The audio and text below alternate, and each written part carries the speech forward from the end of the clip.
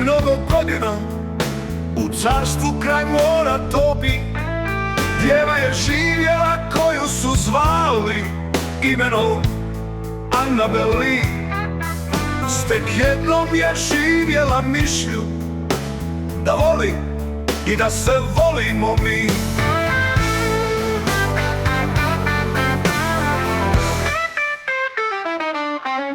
Bio sam dijete i bila je dijete u carstvu kraj mora topi.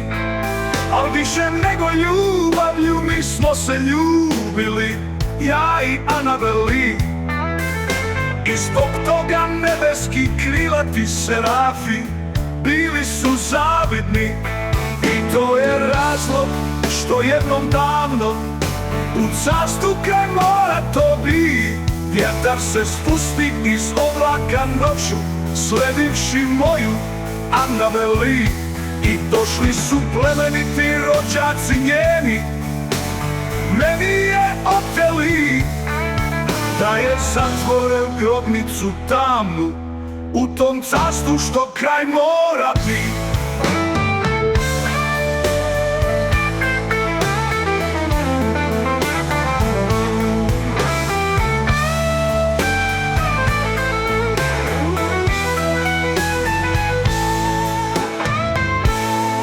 Zavidjeli su nam anđeli s neba, ni upola sretni ko mi.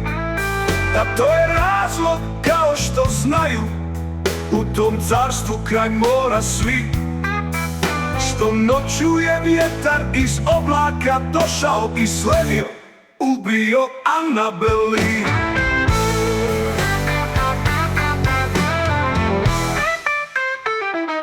A ljubav nam bila je jača od ljubavi mnogih, što su stariji bili nekmi i mudriji mnogo nekmi.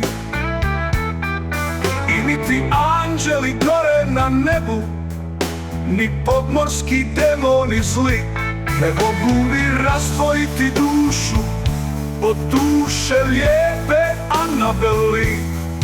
Jer mi ne bljesne mjesec da s nebe donese o lijepoj Annabeli. Kada zvijezde se stvore, vidim kako gore tek oči Annabeli. Tako leži kraj svoje drage, do zore svoje drage, života i mlade. U njezinoj grobnici uz more, u njezinom grobu uz šumorno more.